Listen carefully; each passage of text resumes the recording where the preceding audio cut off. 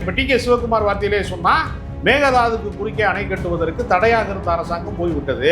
எங்கள் தயவிலே இருக்கிற அரசாங்கம் தான் இப்ப தமிழ்நாட்டில் இருக்கு, அதனால எங்களுக்கு பிரச்சனை இல்லைன்னு அவர் சொன்னாரா இல்லையா? இது மௌனமே கிடையாது, இது கள்ள மௌனம். நீங்கள் பதில் சொல்லுகிற இடத்துல நீங்க இருக்கணும். நீங்க பதில் தெரியலைன்னா நீங்கள் ஆட்சி அதிகாரத்தை விட்டு நீங்க ராஜினாமா செய்வது நல்லது. பாஜகவினுடைய அடுத்த கட்ட விருப்பம் என்ன? கழகங்கள் இல்லாத ஆட்சின்னு அதிமுக பலவீனம் அடைந்துவிட்டது. திமுகவை பலவீனப்படுத்துவதற்கு தாவேகா ரொம்ப சிறப்பாக செயல்படும். ஒருவேளை மேகதாதுக்கு குறுக்கே அணை கட்டுகிற சூழல் வந்துவிட்டால் தமிழ்நாட்டிலே ஒரு மிகப்பெரிய அளவிலே காவிரி டெல்டா பகுதி என்பது, அந்த தஞ்சை பகுதிகள் என்பது பாலைவனமாக மாறிவிடும். ஏன் பயப்படுறாரு அப்படின்னா, பத்திரிகையாளர்களை பார்ப்பதற்கு எப்படி பயப்படுகிறாரோ அது மாதிரியான பயம்தான் அவருக்கு. எப்படின்னா, குடியரசுத் தலைவர் ஆட்சியா வரப்போகுது, இது ரொம்ப தூரம் ஓடாது.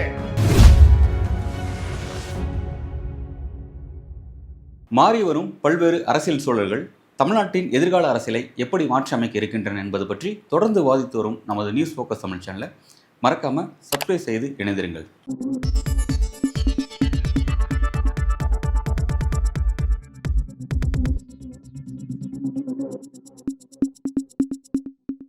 நேயர்களுக்கு வணக்கம். ராஜகம்பீரன் அவர்கள் இன்றைக்கு நம்முடன் அரசியல் பேச இணைந்திருக்கிறார். சார் வணக்கம். வணக்கம். தமிழ்நாட்டுடைய முன்னாள் முதல்வர் ஸ்டாலின் அவர்கள் விஜய் அவர்களை நோக்கி ஒரு கேள்வி எழுப்புறாரு.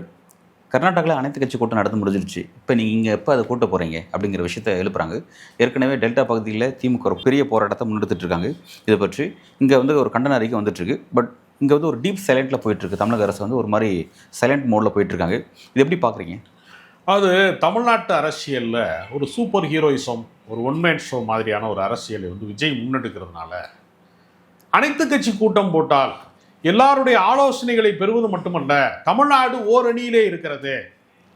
இன்னும் சொல்லப்போனால் அவருக்கு தான் அது பெருமையும் கூட. தமிழ்நாட்டினுடைய முதலமைச்சருக்கு கீழே அனைத்து கட்சிகளும் ஒன்று கூடி தீர்மானம் இயற்றுகிறார்கள். அவர்கள் ஓரணியில் இருக்கிறார்கள். அரசியல் முரண்பாடுகளை கலைந்து, வேறுபாடுகளை கலைந்து ஒற்றை குரலிலே அவர்கள் தமிழ்நாடு ஒலிக்கிறது என்று சொல்வது கர்நாடகத்திற்கு ஒரு மிகப்பெரிய ஒரு அழுத்தத்தை தருகிற, அரசியல் அழுத்தத்தை தரக்கூடிய ஒரு விஷயம்தான்.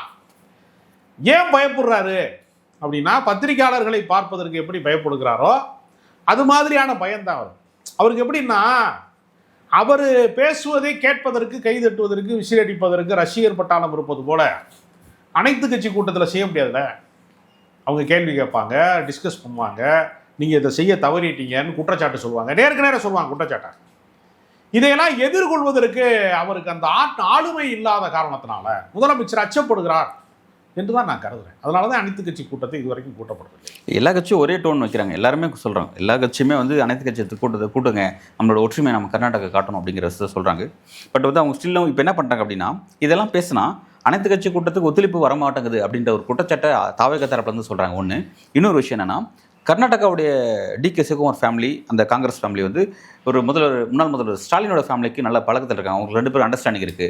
ஸோ இந்த விஷயத்தில் டெல்லி காங்கிரஸால் எதுவுமே பண்ண முடியாது. இவங்க ரெண்டு பேரும் இந்த விஷயத்தில் விஜய் அவர்களுடைய பேருக்கு எந்த விதமான அவர் புகழ் சேர்க்கக்கூடாது, அதை தடுக்கக்கூடிய நடவடிக்கையை திமுக செஞ்சுட்டு இருக்காங்க அப்படின்ற குற்றச்சாட்டை முன்வைக்கிறாங்க. இல்லை, இது மிக தவறான கருத்து.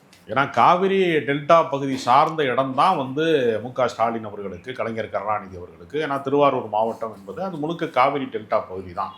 அவர்களை பொறுத்தவரையில் அவர்களுடைய சொந்த மண் சார்ந்த, அவர்களுடைய கிராமம் சார்ந்த, அவர்களை நேசிக்கக்கூடிய மனிதர்கள் சார்ந்த விஷயமும் கூட. தமிழ்நாட்டின் பிரச்சனை என்றால் கூட அவர்களுடைய பூர்வீகம் என்பது அங்குதான் இருக்கு. இது காவிரிக்கு குறுக்க மேகதாது அணை கட்டினால் ஏறத்தாழ தமிழ்நாட்டிலே ஒரு 5 கோடி பேர் பாதிக்கப்படுவார்கள். விவசாய நிலங்கள் இப்பயே உரிய நேரத்தில் தண்ணீர் திறக்கறனால விவசாயம் பண்ண முடியல. இப்போ கனமழை பெய்ததுனால திறந்து விடப்பட்டதெல்லாம் அந்த நிலத்தடி நீருக்கு தான் பயன்படும், குடிநீருக்கு பயன்படும், நிலத்தடி நீருக்கு பயன்படும். விவசாயத்துக்கு பயன்படுவதற்கான அந்த பருவகாலம் தவறி விட்டதுன்னா வருத்தப்படுறாங்க விவசாயிகள். அப்போ இது தனிப்பட்ட உறவு என்பது வேறு, 2 மாநிலத்துக்கு இடையிலான உறவு என்பது வேறு. ஸ்டாலின் ஃபேமிலிக்கும் ஒரு முதலமைச்சர் ஃபேமிலிக்கும் பழக்கம் இருக்கலாம், அது தவறு கிடையாது. ஃபங்க்ஷனுக்கு போகலாம், நல்லது கெட்டதோட உரையாடலாம், அது வேற. தனி மனித உறவு வேற, ஒரு மாநிலத்தினுடைய உறவு என்பது வேற. ரெண்டையும் போட்டு குழப்ப வேண்டிய அவசியம் கிடையாது. அதனால விஜய்க்கு நல்ல பேர் வந்துருமோங்கிறதுக்காகலாம் தடுக்கிறதுக்கெல்லாம் அதெல்லாம் அரசியல் நடவடிக்கைகளை செய்வாங்களே தவிர, இந்த மாதிரியான கொள்ளைப்புறமாக குறுக்கு வழியில் கிச்சன் கேபினட்டுக்குள்ளே எல்லாம் புகுந்தெல்லாம் செய்யறதுக்கான விஷயம் இது கிடையாது. இதெல்லாம் வந்து எப்படின்னா இந்த இயலாமையை மறைப்பதற்கு, அபாண்டமான குற்றச்சாட்டுக்களை சொல்வதற்கு, அவங்க பக்கம் அந்த ஆட தெரியாதவங்க தெருக்கோணலா இருக்குன்னு சொல்லி சமாளிக்கிற மாதிரி எல்லாமே திமுக தான் காரணம். எது நடந்தாலும் திமுக தான் காரணம். முந்தைய அரசு தான் காரணம். நீங்கள் யோசிச்சு பார்த்தீங்கன்னா ரொம்ப நெருங்கி போனோம்னா நீங்கள் ஒரு அதிமுகவை வந்து உடைப்பதற்கு, அணிகளாக பிரிப்பதற்கு, வலிமை இழப்பதை வைப்பதற்கு பாஜகவுக்கு 10 ஆண்டு காலம் தேவைப்பட்டது. 2016 டிசம்பர் 5 ஜெயலலிதா மறைவு தொடங்கி இந்த 10 ஆண்டு காலம் நிறைவுற போகுது. இவ்வளவு காலமாக இருக்கு அவங்கள பலவீனப்படுத்த. ஆனால் நீங்கள் அதே அதிமுகவை வந்து தாவேகா வந்து உடனடியாக பலவீனப்படுத்தியது. 10 நாட்களுக்குள்ள ஆட்சி அதிகாரத்துக்கு வந்து 10 நாட்களுக்குள்ளேயே மிக மோசமாக அவங்களுடைய எம்எல்ஏக்களை வந்து திசை திருப்பியதாக இருக்கட்டும், ஓட்டு போட வச்சதாக இருக்கட்டும், கொரோனாவுக்கு கட்டுப்பட. அப்போ அது மாதிரி பாஜகவினுடைய அடுத்த கட்ட விருப்பம் என்ன? கழகங்கள் இல்லாத ஆட்சின்னு அதிமுக பலவீனம் அடைந்து விட்டது. திமுகவை பலவீனப்படுத்துவதற்கு தாவேகா ரொம்ப சிறப்பாக செயல்படுகிறது. பாஜக ஆட்சியில் இருந்தால் கூட இந்த அளவிற்கு வந்து திமுகவை பலவீனப்படுத்த முடியாது. அதாவது கண்ணதாசனுடைய ஒரு வரி உண்டு, தெரிந்தே கெடுப்பது பகையாகும், தெரியாமல் கெடுப்பது உறவாகும். நம்ம கூடவே இருந்து நம்மளை குடியை கெடுத்துருவாங்க சில பேர். அது மாதிரி இவங்க என்ன செய்கிறாங்கன்னா, இந்த திராவிட எங்களுக்கும் திராவிடம் தான் கொள்கை, எங்களுக்கும் பெரியார் தான் வழிகாட்டி, எங்களுக்கும் வந்து அம்பேத்கர் வழிகாட்டி, எங்களுக்கும் அண்ணா தான் வழிகாட்டி என்று சொல்லிக்கொண்டே திராவிட இயக்கத்தினுடைய அந்த அடித்தளத்தை, அந்த கட்டமைப்பை சீரழிக்கிற வேலையை தாவேகா சிறப்பாகவே இல்லை. இப்போ திமுக வந்து கொள்கை பேசுகிறாங்க, அண்ணா அவங்களாம் பேர் வச்சுருக்காங்க, பெரிய பேரில் வச்சுருக்காங்க. பட் அவங்க அப்படி செயல்பட மாட்டேங்கிறாங்க, ஊழலாம் செஞ்சுட்ருக்காங்க. ஸோ வந்து அப்படி தான் கொள்கையை வந்து தங்களுடைய எல்லா விதமான கிரைம்ஸ்க்கும் பயன்படுத்திக்கிறாங்க அப்படின்ற மாதிரி தான் ஒரு குற்றச்சாட்டு. அதைத்தான் நான் திரும்ப திரும்ப சொல்கிறேங்க. அவர்கள் மாநில உரிமையை அவர்கள் விட்டு கொடுக்கவில்லை. நிர்வாக சீரழிவு என்பது வேறு, ஒரு கட்சியினுடைய கொள்கை கோட்பாடு என்பது வேறு. அவர்கள் மாநில உரிமையை எங்கேயாவது விட்டு கொடுத்துருக்காங்களா? இப்போ மருத்துவ உயர்கல்வியில் நமக்கு கிடைக்க வேண்டிய ஒரு 50% என்பது வெறும் 151 இடங்கள் வந்து ஒன்றிய அரசாங்கத்திடம் போய்விட்டது. உரிய அளவில் வந்து உச்ச நீதிமன்றத்தில் வாதாடி தங்களுக்கான உரிமையை நிலைநாட்ட தவறிவிட்டார்கள் என்று மருத்துவர் சங்கம் வந்து குற்றச்சாட்டு சொல்கிறாங்களே, இது திமுக ஆட்சியில் நடந்திருக்கிறதா? மனோன்மணிய சுந்தரனாரின் பேரில் அவர் எழுதிய தமிழ்தாய் வாழ்த்தை அவர் பேரில் இருக்கிற பல்கலைக்கழகத்திலேயே 3வது இடத்துக்கு தள்ளிட்டான். நீ முதல்ல வந்து தமிழ்தாய் வாழ்த்தை பாடினால் 3 ஆண்டு காலம் சிறைன்ட்டான்ல. இது வந்து திமுக ஆட்சியில் நடந்ததா? ஆளுநருக்கு அச்சப்பட்டு இருக்கிறார்களா? ஃபைட் பண்ணாங்களா திமுக ஆளுநரோட? இல்லை அச்சப்பட்டு அவர் சொல்வதை கேட்டுக்கொண்டார்களா? இல்லை, இவர் என்ன சொல்றாருன்னா வந்து நான் தேவையில்லாமல் அவங்களை பகச்சிக்க விரும்பல, மத்திய அரசு நிறைய திட்டங்கள் விஷயம் இருக்குது, நான் இணக்கமாக போகிறேன்னு சொல்லி இருக்குன்னு சொன்னார் அவர். அந்த இணக்கத்துடைய போக்கு தான் இது எல்லாமே. அதான் இணக்கம் என்பது என்ன? அவர்கள் கொள்கையை நீங்கள் ஏற்றுக்கொள்வது. இப்போ அவங்க வந்து மும்மொழி கொள்கையை நீங்கள் ஏற்றுக்கொள்ளுங்க. அப்போ இணக்கமாக போகிறதுனா என்ன? மும்மொழி கொள்கையை ஏற்றுக்கிறதுனா எந்த இடத்திலே இணக்கம் காட்ட வேண்டும், எந்த இடத்திலே முரண்பட வேண்டும் ஒரு வித்தியாசம் இருக்கிறதா இல்லையா? எப்படி வந்து கையாள வேண்டும் என்பதில் இந்த அரசு முழுமையாக தோற்று போய்விட்டது. அதை அவங்க சொல்கிறதுக்கு பதிலாக என்ன சொல்கிறாங்கன்னா, இப்போ நீங்கள் உதாரணத்துக்கு பாருங்கள், தொடக்கத்தில் என்ன சொன்னாங்க, நாங்கள் வந்து சிபிஎஸ்சி ஸ்கூலுக்கு வந்து அனுமதி கொடுக்குறோன்னு முதல்ல சொல்லலை, மெட்ரிகுலேஷன் ஸ்கூலுக்கு வந்து பணம் வாங்கலை, ஒரு சிறப்பான அரசாங்கம் அப்படின்னாங்க. கொஞ்ச நாள் 25 லட்ச ரூபா அவங்களுக்கு வந்து லைசன்ஸுக்கு வந்து வாங்கலை, எதுக்கு சிபிஎஸ்சி ஸ்கூலுக்கு வாங்கலை அப்படின்னாங்க. இப்போ தமிழ்நாட்டில் அதிகமான சிபிஎஸ்சி ஸ்கூல் வருகை தருவது என்பது மும்மொழி கொள்கையை வந்து திணிப்பதற்கு சமமானது. அப்போ அதை நோக்கி இந்த அரசாங்கம் நகருகிறது அப்படின்னா நீங்கள் ஒவ்வொன்றா விட்டு கொடுத்துக்கிட்டே வர்றாங்க. அப்போ இது எதை நோக்கி போகிறதுன்னு ஒரு கேள்வி இருக்குது. அப்போ பாஜக எதையெல்லாம் செயல்படுத்த கடந்த காலங்களிலே தடையாக இருந்ததோ அந்த அரசாங்கம் விலகிவிட்டது. அவர்கள் அதிகாரமற்றவர்களாகிவிட்டார்கள். இப்போ அவர்கள் சொல்வதை கேட்பதற்கு, இப்போ டி.கே. சிவகுமார் வார்த்தையிலே சொன்னால் மேகதாதுக்கு குறுக்கே அணை கட்டுவதற்கு தடையாக இருந்த அரசாங்கம் போய்விட்டது, எங்கள் தயவிலே இருக்கிற அரசாங்கம் தான் இப்போ தமிழ்நாட்டில் இருக்குது, அதனால் எங்களுக்கு பிரச்சனை இல்லைன்னு அவர் சொன்னார் இல்லையா? ஒன்றிய அமைச்சர் என்ன சொன்னார்? ஒரு மாநிலத்திடம் உரிமை கேட்பதற்கான அவசியமே இல்லை, அனுமதி கேட்பதற்கான அவசியம், தமிழ்நாட்டோட கருத்து கேட்க வேண்டிய அவசியம் இல்லைன்னு சொல்லிட்டார்ல. அப்போ இதெல்லாம் யாருக்கு சாதகமானது? அப்போ முழுக்க இவர்கள் தமிழ்நாட்டினுடைய உரிமையை எல்லா வடிவத்திலையுமே விட்டுக் கொடுக்கிறார்கள் என்றுதான் பார்க்க வேண்டும். இந்த பர்டிகுலர் பிரச்சனையில் இவர் எல்லாத்தையும் காக்குறான் தான் வந்தார், நான் இந்த விஷயம்லாம் செய்கிறேன் தான் வந்தார். அன்ஃபார்ச்சுனேட்லி அவர் செய்யாமல் இருக்கிறார், அப்படியே ஒரு மாதிரி சைலண்டாக போகிறாரு. இந்த சைலண்டாகவே இந்த நிர்வாகத்தை என்டையராக கம்ப்ளீட்டாக நடத்த முடியுமா? ஏன்னா வந்து எல்லாருமே இதெல்லாம் உணவு சார்ந்த பிரச்சனை. இந்த விஷயங்கள்ங்கிறது காவிரி விவகாரம், வாட்டர் அப்படிங்கிறது ஒட்டுமொத்த தமிழ்நாடும் ஒரு புள்ளியில் பேசும்.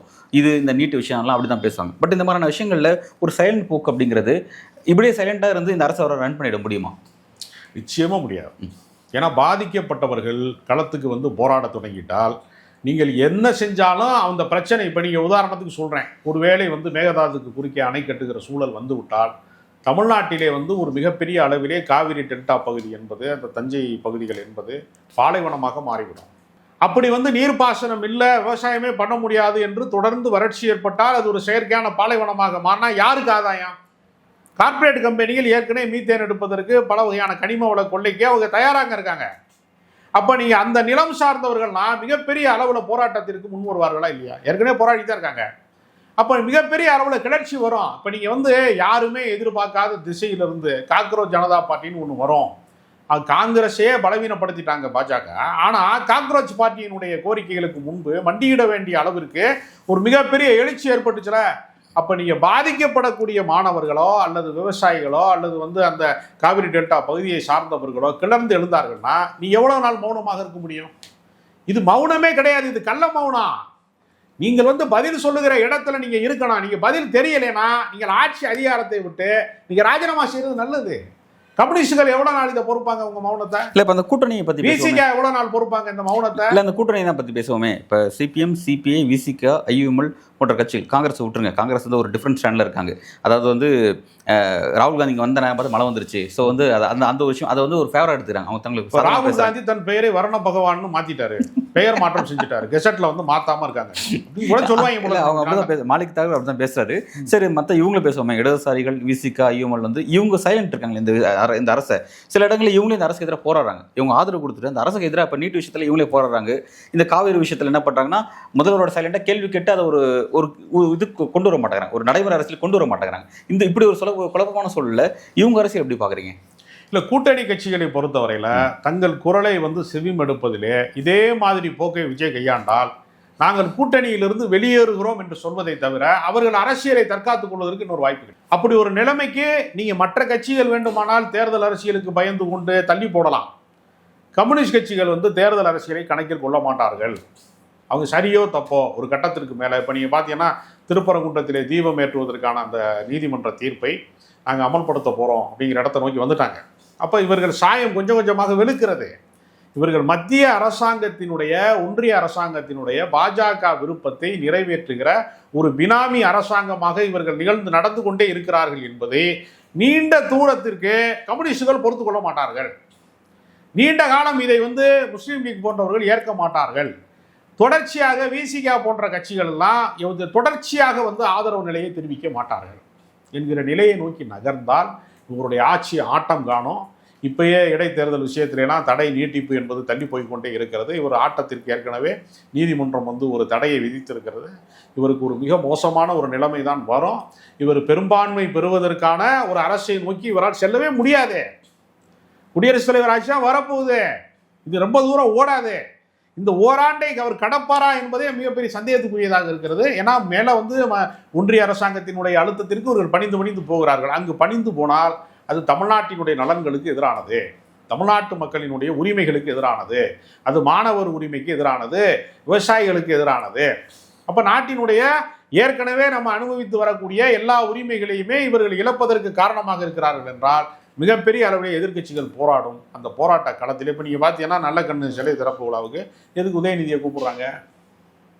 எதிர் அரசியலை கூர்மைப்படுத்தி நாம் களத்தை விட்டுவிடக்கூடாது என்பதில் கம்யூனிஸ்டுகள் கவனமாக இருக்கிறாங்க. அதிகாரத்திலே பங்கேற்காததன் வழியாக அவர்களை போய் நீ அழுத்தம் தர முடியாது. ஏன் உதயநிதியை கூப்பிட்டு போய் நல்ல கண்ணு சிலை திறக்கிறீங்க அவங்ககிட்ட கேட்க முடியாது. ஏன்னா நான் அதிகாரத்தில் பங்கு பெறலப்பா, நான் ஜனநாயக பூர்வமாக உங்கள் ஒரு மக்களால் தேர்ந்தெடுக்கப்பட்ட ஒரு அரசு கவிழ்ந்து விடக்கூடாது என்பதற்கு தான் நான் ஜனநாயக கடமையாற்றியிருக்கோம். உங்களுக்கு நீங்கள் செய்கிற தவறுகளுக்கு முட்டுக் கொடுப்பது அல்ல என்கிற இடத்தை நோக்கி அவங்க நகருவாங்க. அதனால இது ஒரு தொடக்க புள்ளியாக நான் பார்க்குறேன். இதே நிலை நீடித்தால் இந்த அரசாங்கத்துக்கான ஆதரவை படிநிலையில் ஒவ்வொருவராக வாபஸ் பெற வேண்டிய சூழல் வரும். இவர்கள் ஒன்று கூடி ஒரு அணியை உருவாக்குவாங்க. இந்த முக்கியமான இடத்துல எதிர்க்கட்சியான திமுக ரோல் எப்படி பார்க்குறீங்க சார்? இந்த ஆளும் அரசுக்கு எதிரான அரசியலில் திமுக ரோல் எப்படி பார்க்குறீங்க? திமுகவை பொறுத்தவரையில் அவர்களுக்கு வந்து விஜய் வந்து ஆட்சி அதிகாரத்துக்கு வந்ததை விட ஒரு பெரிய அதிர்ச்சி என்பது என்னன்னா, அந்த கூட்டணியாக தங்களோடு இருந்தவர்கள் எல்லாம் படிநிலையில் கொஞ்சம் கொஞ்சமாக எதிரணிக்கு போய் சேர்ந்து விட்டார்கள் அப்படிங்கிறது அவர்களுக்கு ஒரு அதிர்ச்சிகரமான விஷயம். ஆனால் திமுகவை விட்டால் தமிழ்நாட்டினுடைய மாநில உரிமைக்கு, கல்வி உரிமைக்கு, விவசாயிகளுடைய அடிப்படை வாழ்வாதார பிரச்சனைக்கு குரல் கொடுப்பதற்கு எதிர்க்கட்சி வரிசையில் வேற யாரும் வலிமையோடு இல்லை. அதனால காங்கிரஸ் போயிருச்சா, அவங்க போயிட்டாங்களா, இவங்க போயிட்டாங்களா தாண்டி தமிழ்நாட்டின் நலன்களுக்கு குரல் கொடுக்கக்கூடிய ஒரே கட்சி திமுக தான். அதனால திமுக இன்னும் அதிகமாக வேலை செய்வதன் வழியாக இவர்களை மக்கள் மன்றத்திலே அம்பலப்படுத்துவார்களே தவிர அவர்கள் ஓய்ந்து விடுவார்கள், சாய்ந்து விடுவார்கள் நான் நினைக்கிறேன். தமிழக அரசியலினுடைய அடுத்த கட்ட நகர்வுகள் எதை நோக்கிங்கிறத பொறுத்து வந்து பார்க்கலாம். நன்றி.